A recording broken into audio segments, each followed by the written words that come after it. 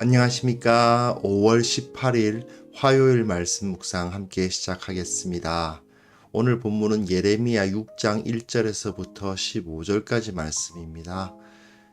주님께서 이 예레미야서를 통해서 참 가끔은 두려운 말씀 주시고 참 우리로 하여금 굉장히 영적으로 불편하게 하시는 경우가 있는데요. 예레미야서 오늘 본문이 정말 그렇습니다. 묵상을 하면 할수록 정말 이런 말씀을 하나님께서도 하시는구나. 그런데 또 이 당시의 이스라엘과 그 유다 백성들이 얼마나 오죽했으면 하나님께서 이렇게 말씀하실까, 그런 생각이 들거든요.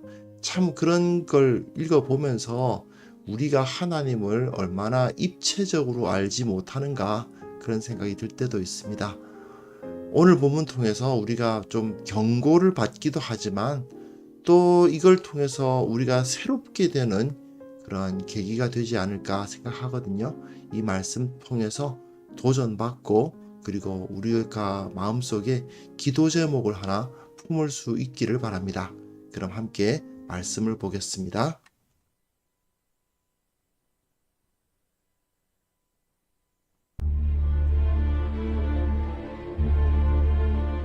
베냐민 자손들아, 예루살렘 가운데로부터 피난하라. 드고아에서 나팔을 불고 베타기렘에서 깃발을 들라. 재앙과 큰 파멸이 북방에서 엿보아오미니라. 아름답고 우아한 시온의 딸을 내가 멸절하리니 목자들이 그 양떼를 몰고 와서 주위에 자기 장막을 치고 각기 그 처소에서 먹이리로다. 너희는 그를 칠 준비를 하라. 일어나라, 우리가 정오에 올라가자. 아깝다. 날이 기울어 저녁 그늘이 길었구나. 일어나라, 우리가 밤에 올라가서 그 요새들을 헐자 하도다. 만군의 여호와께서 이와 같이 말하노라. 너희는 나무를 베어서 예루살렘을 향하여 목책을 만들라. 이는 벌받을 성이라. 그 중에는 오직 포악한 것뿐이니라. 샘이 그물을 솟구쳐냄같이 그가 그 악을 드러내니 폭력과 탈취가 거기에서 들리며 질병과 살상이 내 앞에 계속하느니라. 예루살렘아, 너는 훈계를 받으라. 그리하지 아니하면 내 마음이 너를 싫어하고 너를 황폐하게 하여 주민이 없는 땅으로 만들리라. 만군의 여호와께서 이와 같이 말씀하시되 포도를 따듯이 그들이 이스라엘의 남은 자를 말갛게 주우리라. 너는 포도 따는 자처럼 내 손을 광주리에 자주자주 놀리라. 하시나니 내가 누구에게 말하며 누구에게 경책하여 듣게 할꼬. 보라, 그 귀가 할례를 받지 못하였으므로 듣지 못하는도다. 보라, 여호와의 말씀을 그들이 자신들에게 욕으로 여기고 이를 즐겨하지 아니하니 그러므로 여호와의 분노가 내게 가득하여 참기 어렵도다. 그것을 거리에 있는 아이들과 모인 청년들에게 부으리니 남편과 아내와 나이 든 사람과 늙은이가 다 잡히리로다. 내가 그 땅 주인에게 내 손을 펼 것인즉 그들의 집과 밭과 아내가 타인의 소유로 이전되리라. 여호와의 말씀이니라. 이는 그들이 가장 작은 자로부터 큰 자까지 다 탐욕을 부리며 선지자로부터 세상까지 다 그 짓을 행함이라. 그들이 내 백성의 상처를 가볍게 여기면서 말하기를 평강하다 평강하다 하나 평강이 없도다. 그들이 가증한 일을 행할 때 부끄러워하였느냐? 아니라 조금도 부끄러워하지 않을 뿐 아니라 얼굴도 붉어지지 않았느니라. 그러므로 그들이 엎드러지는 자와 함께 엎드러질 것이라. 내가 그들을 벌하리니 그때 그들이 거꾸로 지리라.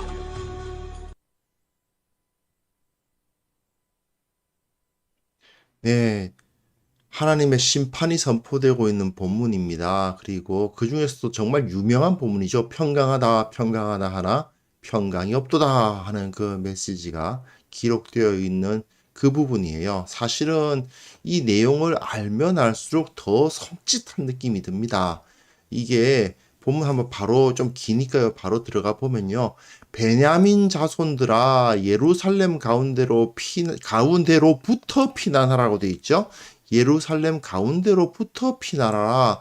드고아에서 나팔을 불고 벤 학게렘에서 깃발을 들라. 이렇게 표현하고 있는데요.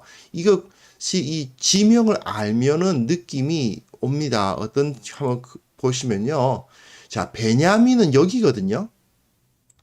자, 이제 이스라엘이 이거는 이제 이 왼쪽에 이 그림은 여호수아 때에 이스라엘 백성들이 땅을 분배받은 겁니다. 근데 북왕국과 남왕국으로 갈라졌잖아요. 10개 지파는 다 북왕국으로 넘어가고 2개 지파만 남왕국, 유다에게 남았는데 유다가 여기거든요. 남쪽입니다. 그리고 지금 다는 여기 지금 그려져 있는데 이건 여호수아 때이기 때문이고 사실 다는 이쪽으로 이동해 갔죠.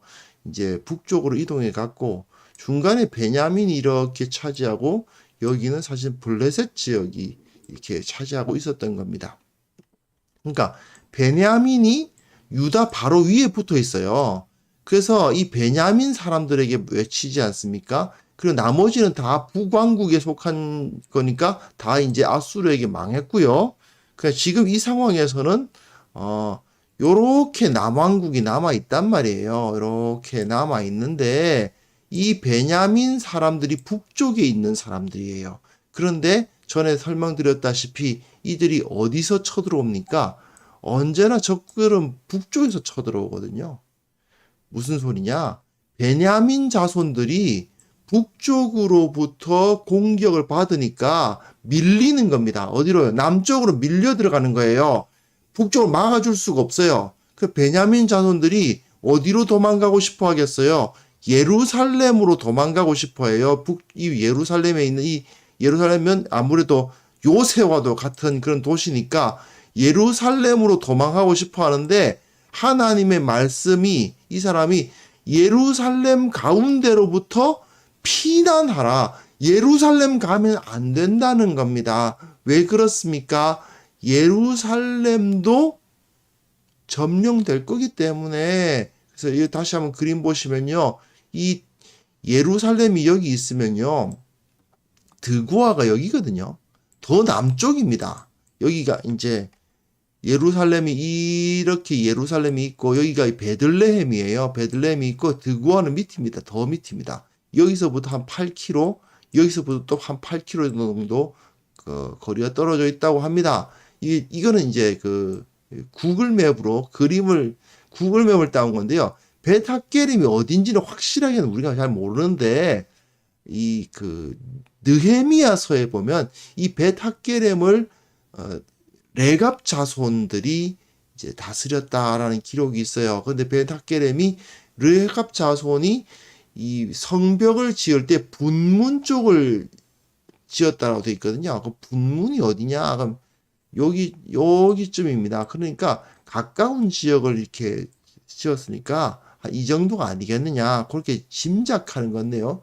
어쨌든 벳하게림이 지금은 라마드라히, 라마레이첼, 라마라헬 이렇게 불리는 그 지역이라고 보면 이 예루살렘 바로 남쪽이고요. 벳하게림이.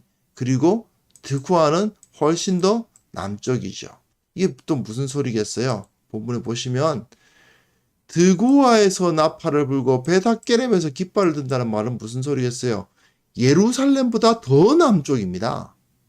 베냐민은 지금 현재 남유다의 영역 중에서는 제일 북단인데 이 사람들이 남쪽으로 밀리는 거예요. 거기서 버티지를 못하고 그래서 어디로 도망가려고 하느냐? 예루살렘이 아무래도 튼튼한 성이니까 그쪽으로 도망가려고 하는데 안 된다는 겁니다. 예루살렘에서 피난해야 돼요. 더 남쪽으로 밀린다는 거죠. 그래서 드고아, 벳하게림 다 예루살렘보다 더 남쪽에 있는 도시란 말입니다. 계속 뒤로 밀리는 거예요. 그러면서 어떤 일이 벌어지느냐? 아름답고 우아한 시온의 딸을 내가 멸절하리니 목자들이 그 양떼를 몰고 와서 주위에 자기 장막을 치고 각기 그 처소에서 먹이리로다. 이게 무슨 소리일까요? 이거는 하나의 비유입니다. 그림을 한번 생각해 보실 필요가 있어요. 아름답고 우아한 귀족 딸입니다. 귀족 이제 여인, 귀족 여인이 한 명 있는데 그 귀족 여인을 세워놓고 목자들은 어떤 사람들일까요? 양치는 사람들이잖아요. 험상궂다고 하긴 좀 그렇죠. 어쨌든 좀 거친 사람들 아닙니까? 거친 남자들이 몰려와가지고는 이 귀족, 여리여리하고 정말 그 뭐랄까 아무것도 모르는 귀족 딸이, 귀족의 그 한 여인, 귀족 여인이 중간에 있고 그 주위에 삥 둘러서 이 거친 목자들이 앉아가지고 아가씨 어딜 가려고 그래 이러면서 이렇게 가운데 놔두고 삥 둘러서 그 주위를 진치고는 거기서 양치고 있는 거예요. 이게 무슨 그림일까요? 네, 예루살렘이 이 시온의 딸 아름답고 우아한 귀족 여인이고 그리고 이 목자들은 바벨론 군대인 겁니다. 그래서 이 바벨론 군대들이 양떼가 그 군대예요. 그래서 그 주위에 자기 장막을 치고 포위해가지고 그 처소에서 양을 먹이고 있어요. 급할 거 하나도 없는 겁니다. 딱 포위해놓고는 어떡합니까? 고사작전이죠. 결국은 성 안에 성 안에 사람들을 꼼짝 못하게 막아놓고는 그 안에서 그 고사하도록 내버리는 작전이 성을 공격할 때 가장 많이 사용되는 작전이죠. 예루살렘과 같이 직접 쳐들어가기에는 굉장히 많은 피해가 있을 어떤 요새와 같은 성일 경우는 그냥 꽉 막아놓고 안에서 굶어 죽도록 만들어버리는 겁니다. 그런 방식의 공격이 지금 이루어지고 있는 것을 비유적으로 표현하고 있는 거예요. 가운데 지금 이 귀족 여인은 오도 못하고 지금 갇혀있고 그 주위에 거친 목자들이 양떼 끌고 와가지고 양치고 있는 거예요. 이렇게 하면서 그냥 감시하면서 이 귀족 여인은 어디로 가지도 못하게 그냥 세워놓고는 신경도 안 쓰고 이 여인네가 어디로 가지도 못하도록만 해놓고는 신경도 안 쓰고 자기네들은 자기 양치고 있는 거예요. 그런 모습이 여기에 그려지고 있습니다. 완전히 바벨론은 급할 거 하나도 없고 그냥 공격을 하는 거죠. 자, 그러면서 공격을 어떻게 하느냐? 너희는 그를 칠 준비를 하라. 이게 참 어렵습니다. 참 이제 답답한 표현인데요. 뭐냐면요. 이건 그를 칠 전쟁을 거룩하게 하라라는 이게 히브리어를 직역하면 그 칠 전쟁을 거룩하게 하라 이런 표현이에요. 이게 무슨 소리냐 하면요. 하나님께서 여호수아 때 이스라엘로 하여금 가나안을 칠 때 이런 표현이 사용됐습니다. 하나님의 거룩한 전쟁이 이루어지는 표현이에요. 여리고성, 아이성, 여러 가지 그 당시에 그 가나안의 여러 성들을 이스라엘이 침공해 들어올 때 너희는 저 성을 칠 전쟁을 거룩하게 하라 라는 표현이 사용되었습니다. 그런데 여기서는요. 예루살렘이 지금 침공을 당하고 있지 않습니까? 예루살렘이 침공을 당하고 침공하는 적은 바벨론 군대입니다. 그런데 바벨론 군대가 예루살렘을 향해서 무슨 소리를 하느냐? 그를 칠 전쟁을 거룩하게 하라. 예. 하나님이 누구 편입니까? 바벨론 편이에요. 하나님이 예루살렘 편이 아니고 바벨론 편이에요. 마치 지금 예루살렘은 여호수아가 이스라엘을 이끌고 가나안에 들어올 때의 그러한 모습인 거예요. 지금 바벨론이 지금 이스라엘이고 예루살렘이 여리고성인 거예요. 그런 모습이 지금 그려지고 있습니다. 그러면서요, 아주 그냥 여유만만합니다. 우리가 정오에 올라가자 이래요. 정오에 올라가자. 야, 정오가 되면 저기 치자 하고 하는데 아하 아깝다. 아우 시간이 이렇게 됐네. 이러면서 날이 기울어 저녁 그늘이 길었구나. 어이구 정오에 이제 올라와서 치려고 했더니 야 이거 저녁 그늘이 길었구나. 이거 무슨 소리겠어요. 계속 공격을 하는데 잘 이제 점령은 안 돼요. 근데 그렇게 급한 느낌은 없어요. 뭐 어이구 벌써 저녁이 됐네. 야 다시 우리가 밤에 올라가서 그 요새들을 헐자 하도다. 이 바벨론 군대는요 급할 게 없어요.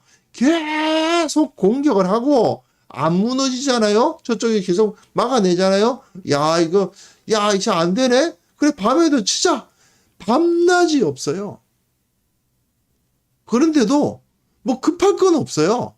계속 공격을 할 수 있는 힘이 있는 거예요. 그것을 막아내면 도무지 치다 자기네들이 지쳐서 나가 떨어지는 그런 일이 벌어지지를 않아요. 계속해서 예루살렘은 공격을 당하고 그리고 그 가운데에서 이 하나님께서 이 공격을 지휘하시는 모습을 볼 수가 있는 거죠. 이게 참, 예. 그리고 그 본문 보시면, 그 다음 본문 보시면요. 만군의 여호와께서 이와 같이 말하노라. 너희는 나무를 베어서 예루살렘을 향하여 목책을 만들라. 이는 보세요. 표현이 이는 벌받을 성이라. 그 중에는 오직 포악한 것뿐이니라. 샘이 그 물을 솟구쳐냄 같이 그가 그 악을 드러내니 폭력과 탈취가 거기서 들리며 질병과 살상이 내 앞에 계속하느니라. 이게 무슨 소리일까요? 하나님께서 하나님께서 여호수아를 이끌고 여호수아와 함께 그 이스라엘 백성들을 이끌고 가나안에 들여보내신 이유가 무엇입니까? 가나안 칠족속이 너무나도 악해서 그죠? 그 샘이 물을 솟구쳐냄 같이 그 악을 드러내고 있었기 때문이죠. 가나안 족속들이 여호수아 당시에 가나안 족속들이 이렇게 악했기 때문에 하나님이 이스라엘을 들어서 가나안을 치신 거 아닙니까? 그런데 지금 이는 벌받을 성이라. 소돔과 고모라와 같은 성이 어느 성이라는 거예요? 예루살렘 성이라는 것입니다.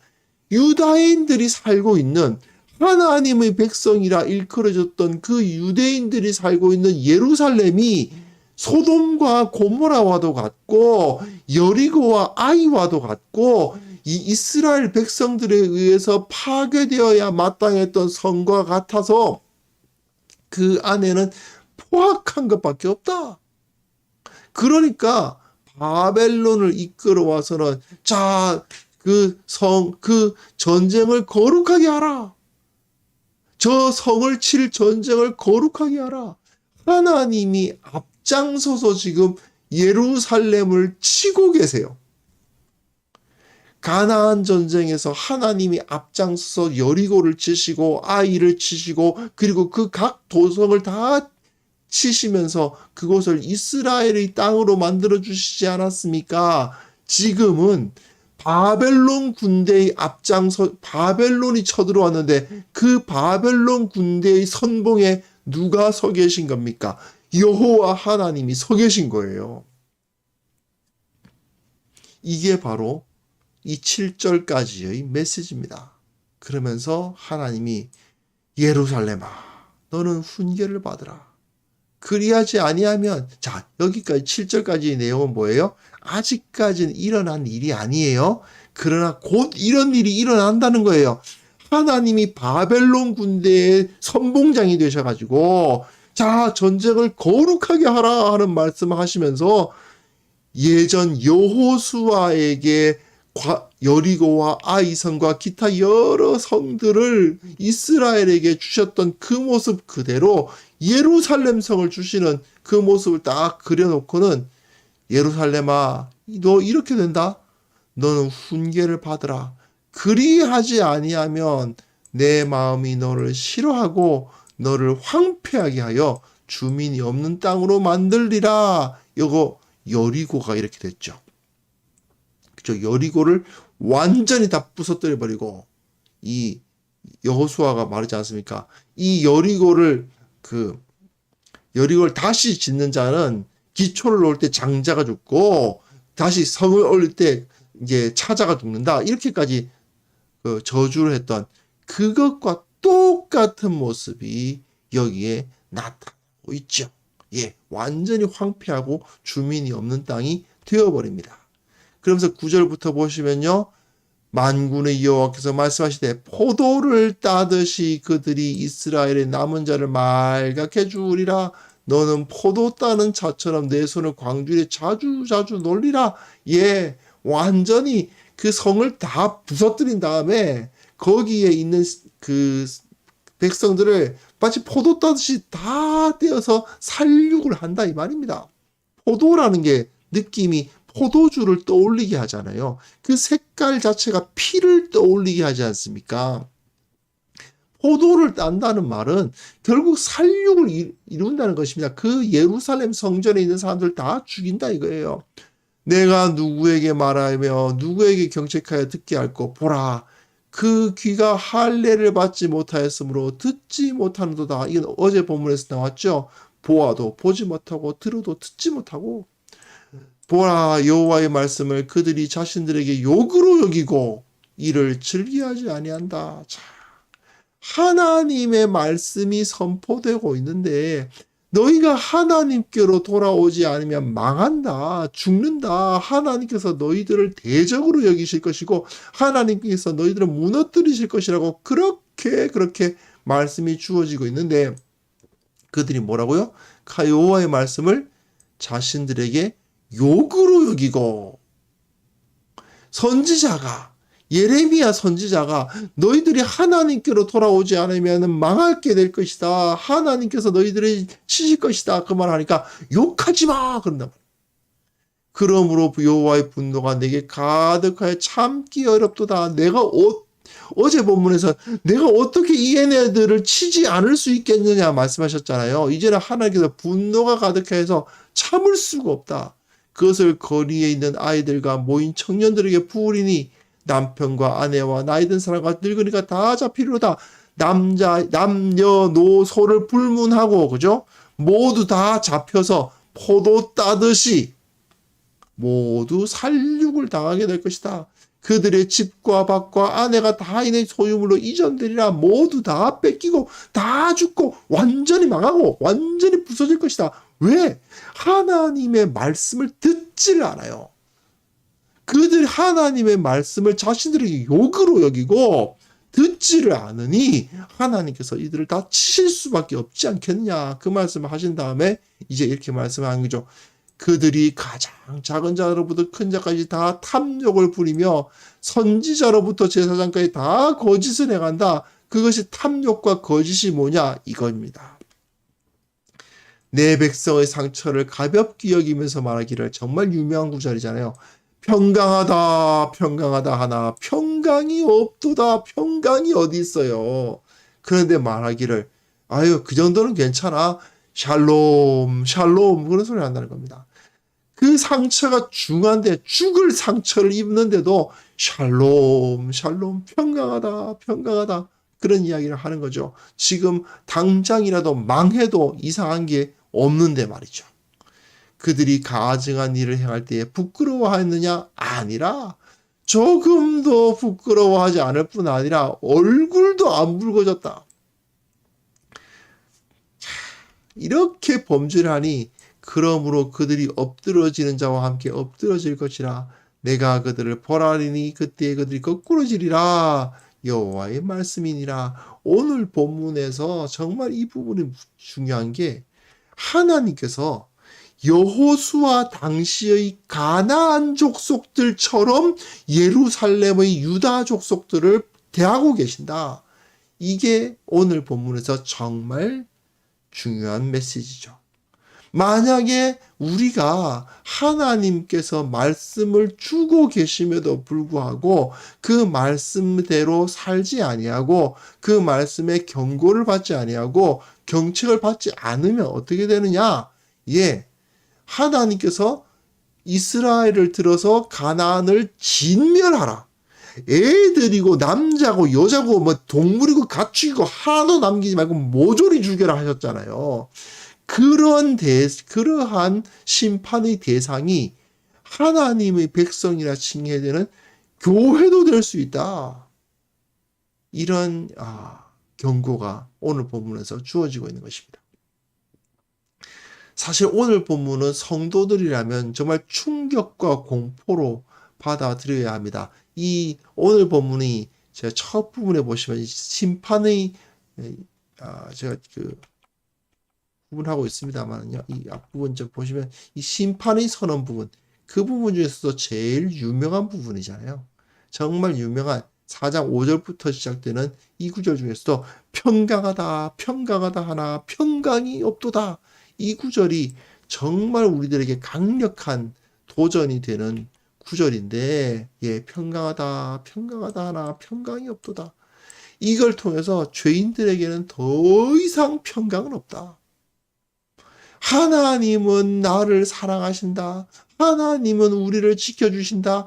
웃기는 소리 하지 마라. 하나님의 말씀을 들으려고도 하지 않고 하나님의 말씀에 온전히 순종하려 하지도 않고 자신의 죄악을 아파하지도 않고 그 앞에서 회개하지도 않는 자들이 하나님께서 지켜주실 거라고, 하나님께서 나를 사랑하신다고 꿈도 꾸지 말라는 거죠. 예, 이런 안일한 태도를 가져서는 안 되는 것입니다. 교회도요, 깨어있지 않으면 망할 수 있습니다. 하나님의 진노의 칼날을 피하기 위해서는 말씀 앞에 깨어있는 수밖에 없습니다. 죄를 부끄러워해야 하고요, 회개하고 죄에서 떠나지 않으면 이 심판을 피할 수 없다는 것.